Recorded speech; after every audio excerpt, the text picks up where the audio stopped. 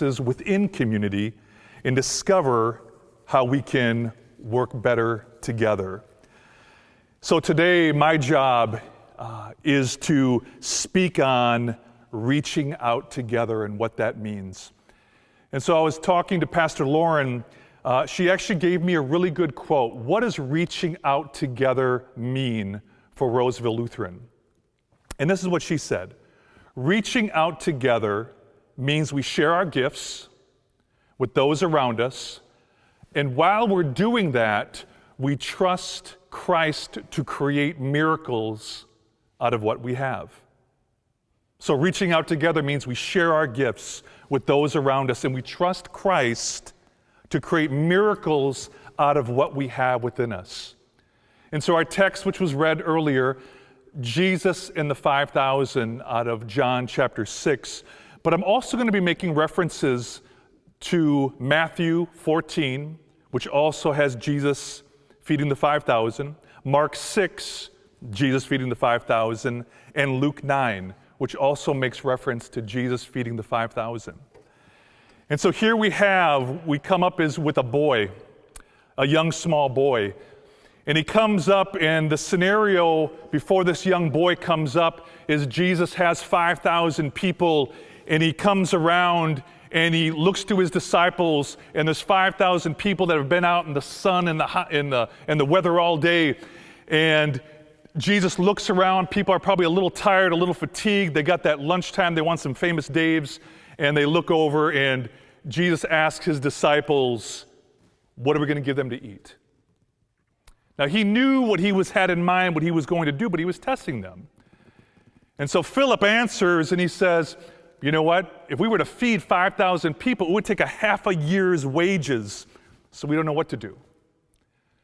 All right, then finally, a small boy, insignificant small boy, comes up with his lunch pail and has 5 loaves and 2 fishes. So, a question that we're going to ask this morning is, what is God's process for reaching out with our gifts in the community? What is God's process when He wants to take the individual, use their gifts, and wants to bless the community? What's God's process? In John 6, Jesus feeding the 5,000, I believe, gives us the process of how God does this. I'm going to be talking about the boy, the breaking, and the blessing. So let me talk about the boy. Ordinary boy, average, uncounted. In Matthew 14:21, talking about Jesus and the 5,000, this is interesting what Matthew says. The number of those who ate was about 5,000 men, besides women and children. So the number of those ate, 5,000 men were counted, but then there was women and children. In her book, Not Counting Women and Children, I love what Megan McKenna says. She says, not including women and children. No, it should be not even counting women and children. It was such a norm in the day of Jesus that women and children in that culture, in that society, weren't counted. They weren't looked at. They were average and ordinary. She goes on to say they didn't count for much, not to be thought of as much, not to be used as much. Women and children were looked on as ordinary and average. They didn't really count. Have you ever felt that way in your life? Have you ever felt that you really don't count? People don't really see you. They don't notice you. They don't respect your culture. They don't respect your gender. They don't see you. You don't really count. So we have a boy that walks up, but you know who sees him? Jesus does. Jesus sees the boy. Out of this mass amounts of people, all the men that could have been there, he goes, nope. He goes, I'm going to look at for somebody who wasn't really counted, and here was the boy. A boy. It's amazing when God uses people that society discounted. It's amazing that God uses people that society has discounted. And if we are to reach out with our gifts to make a difference in this community, we must believe we matter, and we have to believe people matter. No matter what gender, no matter what culture, no matter what they're going through, as followers of Jesus Christ, we have to believe we matter. But when we leave out of our homes, when we leave out of our prayer closets, when we leave out of the church, we have to be willing to go out of the doors and realize that every person matters. Everybody counts. Because that's what God sees. That's God's perspective. That's why he was able to see the sea of people and saw this little boy who wasn't counted in society. No one would have imagined that what he was carrying in his little lunch pail, in the provisions of the moment, were going to be one of the most significant miracles in the gospel. He was not counted, but the scriptures count him. Jesus counts him. He matters. There's a challenge in our society, and I believe also in church cultures, that we believe that we're not enough, that we don't quite make the grade, that we don't quite have what it takes.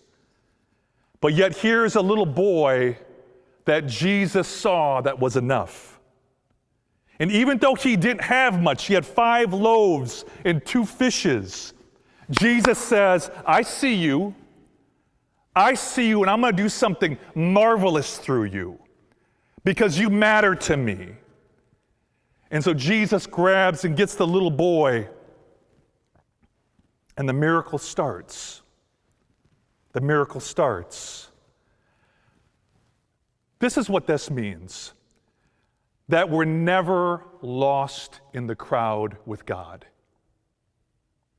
In your family, in your community, you feel your sister, your brother, your mother, whatever, your dad, your uncle, your best friend. You always feel like all the spotlight is always on them.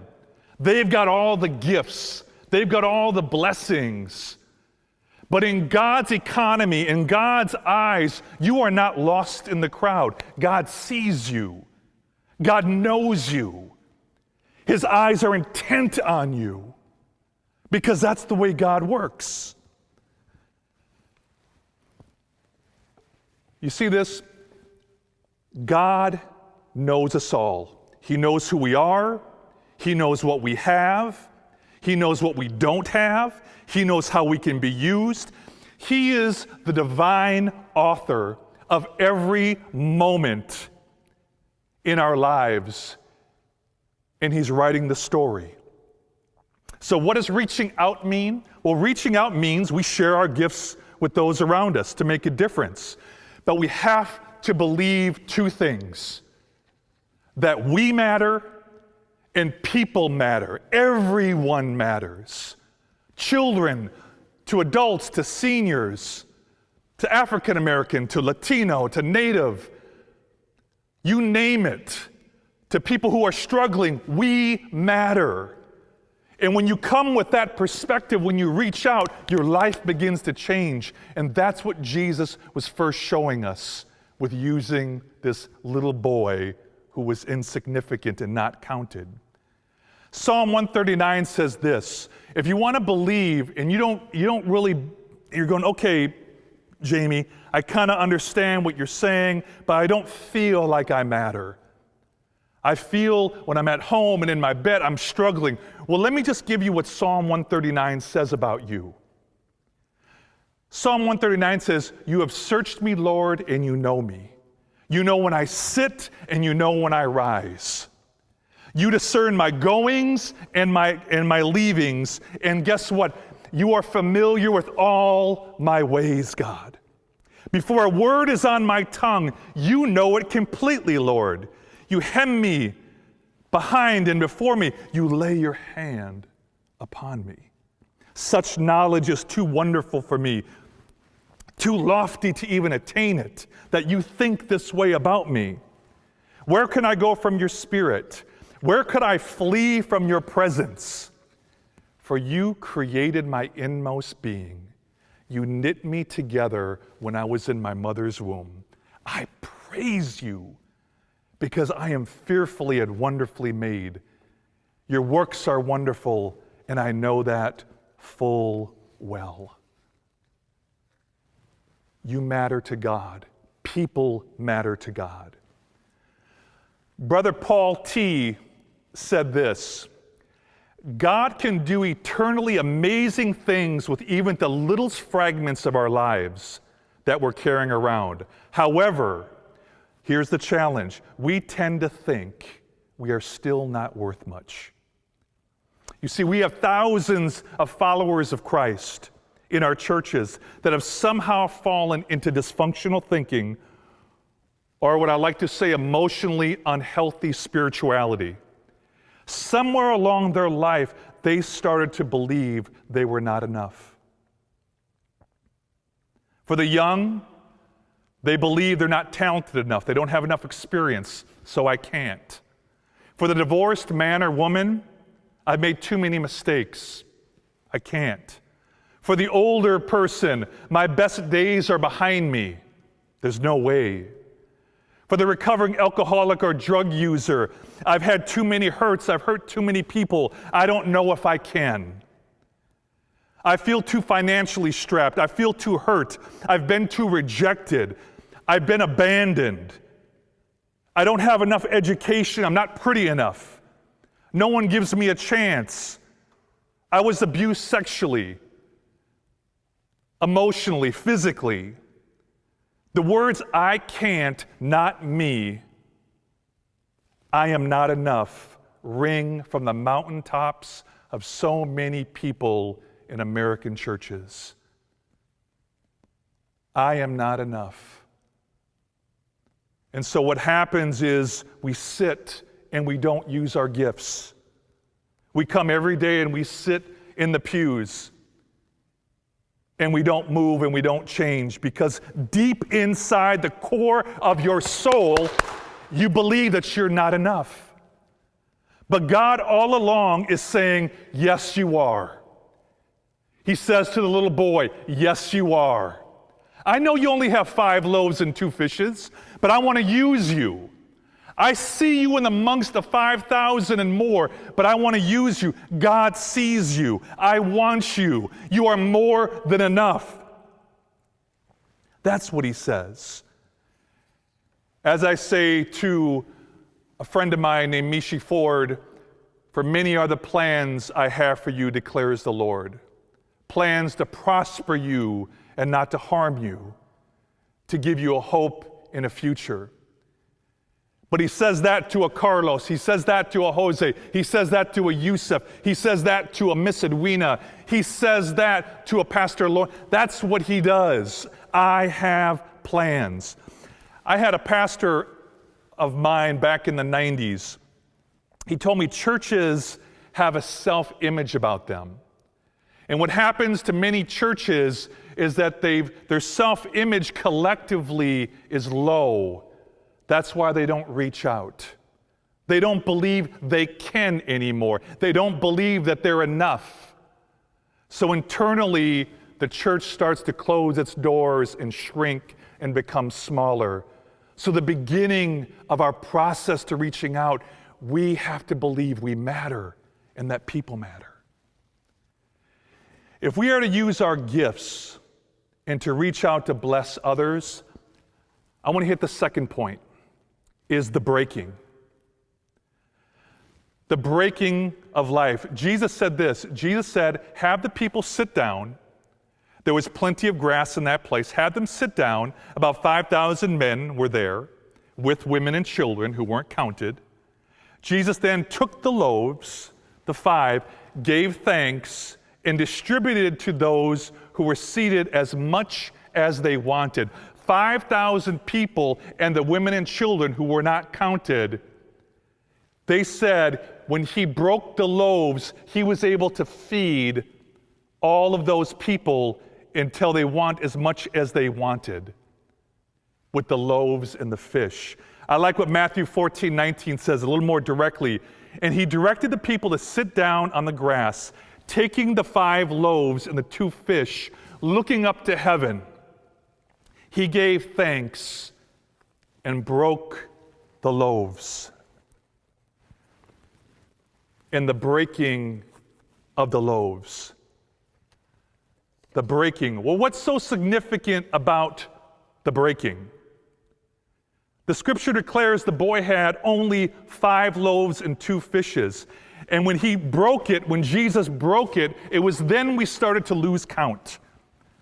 How did so much bread happen? Where did all the fish come from? Whatever it was, when Jesus gave thanks and he broke the bread, we lose count. The key point on the breaking is this. What is Jesus doing? Jesus is modeling something symbolically for us.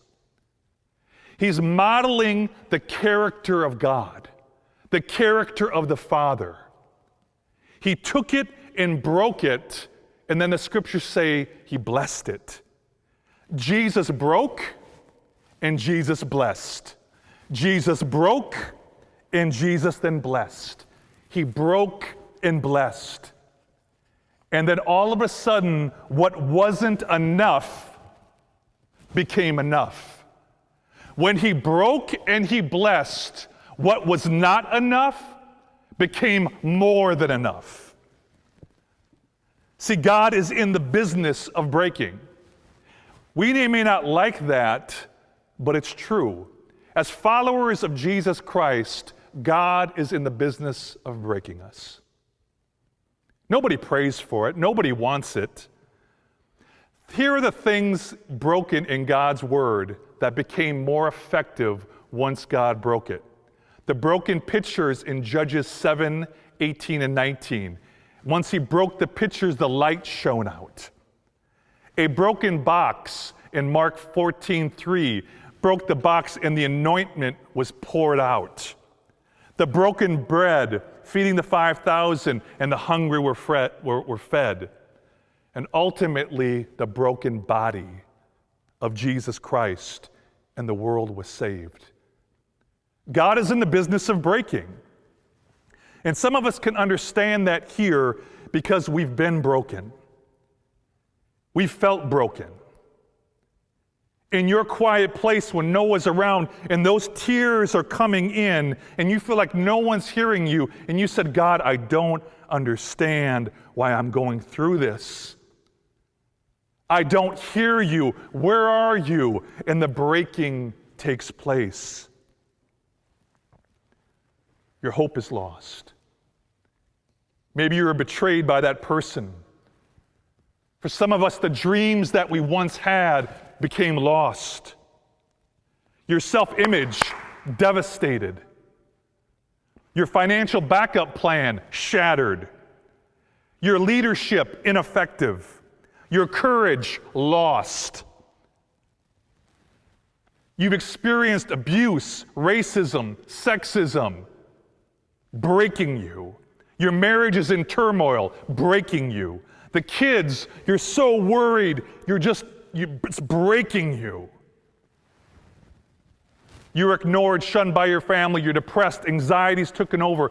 Whatever it is, all that I know is God is in the business of breaking us, and it's never pretty. And we never understand it. That's why John 12:24 says this, "Verily, truly, I tell you, unless a kernel of wheat falls to the ground and dies and is broken, it remains only a single seed. But if it dies and really breaks, it produces many seeds." I like what Brennan Manning says about breaking. To live by the grace of God means to acknowledge your whole life story, the light side and the dark. In admitting the shadow side of your breaking, you learn who you are and what God's grace means to you. We must be ready to allow ourselves to be interrupted by God and to be broken. But we run from brokenness. What happens if you have a community that's broken? Let me tell you. I've been fortunate to be a part of Roseville area schools for 6 years, and we have a leadership and training program. And I have about 12 core leaders that I've spent 6 years with.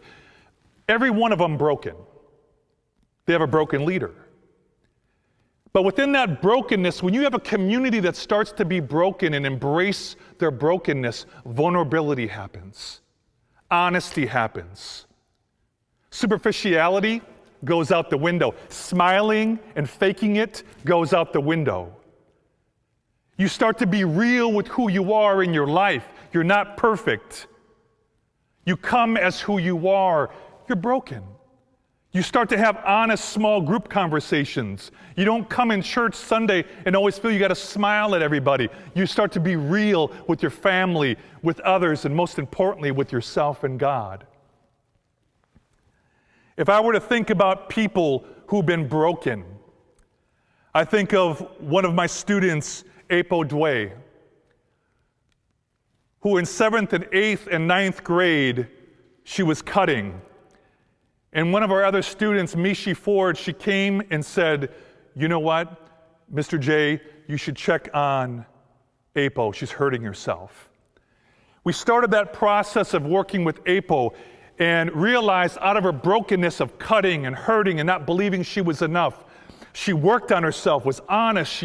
She talked about her areas of her life that hurt. And guess what? Out of that, now she's helping other girls who are cutting.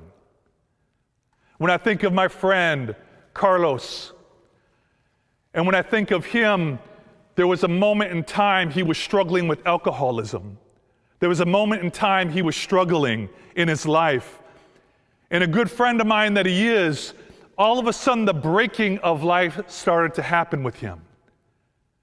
And all of a sudden, a year and 2 years later, now instead of alcoholism, he's leading other men, he's leading other ministries, he's being the man that he's called to be. He's at St. Thomas University studying for his ministry, because when God breaks the individual, he blesses them. With Apo, God broke her, but then he blessed her. When I think of Yusuf Abdallah, I think of his father who beat the living crap out of him and his mother. And when he came, how bad that hurt him. And then he had to talk about it, and he had to cry about it. But out of this now he could stand in front of 1,000 teachers at Roseville area schools, stand before him and tell his story and talk about abuse. And there's more students like him, because out of breaking becomes blessing. When I think of Jose, I think of some point at his life in 10th grade, he was dealing with depression. He was dealing with complete loneliness. Parts of his hair was falling out. And he came to me and he started to talk and said, Mr. J, I'm hurting, I'm broken. And he started to read the Bible and pray. And he started to talk about the areas of his life where he was hurting. Now he's at Bethel University studying for ministry, because out of his brokenness becomes the blessing. That's how God works. That's what he does. In closing, verse 12, when they all had enough to eat, he said to his disciples, gather the pieces that are left over. Let nothing be wasted. Gather the pieces that are left over and let nothing be wasted. The power of this text, the boy, the breaking, and the blessing, is the power of leftovers. Jesus said, let nothing be wasted. What is the logic that Jesus is saying? Pick up all the scraps, anything that's left over on the ground, pick up the fish that was tossed aside, the bread. Why would he say, pick up all of these, put it together, that 12 more baskets were full? Why would Jesus point this out? This is key. Because nothing in your life God wastes. Nothing in your life that you've been through, God wastes. When you've been through the most traumatic pains and hurt in your life, God doesn't waste that experience. Why? Because that's not who He is. He takes every experience you have and gathers it and says, I'm not going to waste it. Yeah, you struggle with alcoholism. You know what? You were hurting, but I'm not going to waste it because I'm going to turn you around, and now you're going to speak to other people who are struggling with alcoholism. Oh, you're struggling with abuse? I know that hurts you. I know you are broken. But I'm going to gather all the pieces of your life. I'm not going to waste it. And now I'm going to empower you to speak to other young men about abuse and what that means. God doesn't waste a thing. If He's not going to waste bread and fish, He is definitely not going to waste you. Nothing you have gone through in your life will be wasted. Why? Because He's El Shaddai, God Almighty, the one who nourishes. El Shaddai, the one who nourishes. El Shaddai,